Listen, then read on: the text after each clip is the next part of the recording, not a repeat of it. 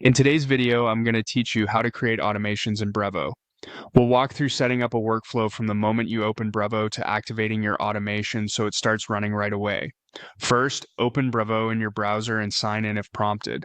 From the main dashboard, look for automations in the navigation.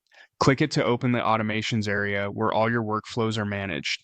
Next, select Create an Automation. Brevo will show a gallery of pre-built automation types.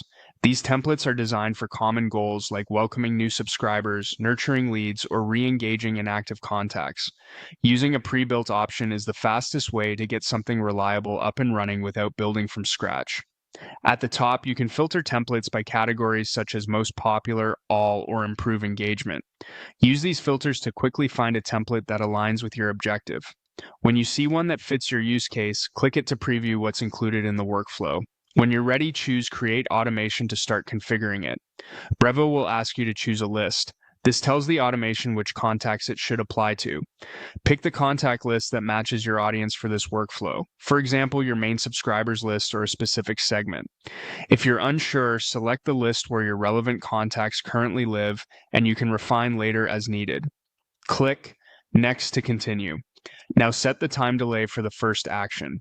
This determines how long Brevo waits before sending the next message or moving to the next step. For a welcome series, a short delay like a few minutes feels timely. For nurturing, consider a longer delay such as a day or two. Choose the delay that suits your strategy and the expectations you want to set with your audience. You'll then choose the email template used in this automation and click Confirm. Select an existing template that matches your message and brand. Make sure your subject line is clear and the content aligns with the goal of this automation, whether that's introducing your brand, sharing resources, or prompting a next action. When everything looks good, click Activate Automation. Brevo will ask you to confirm one more time. Click Activate Automation again to confirm.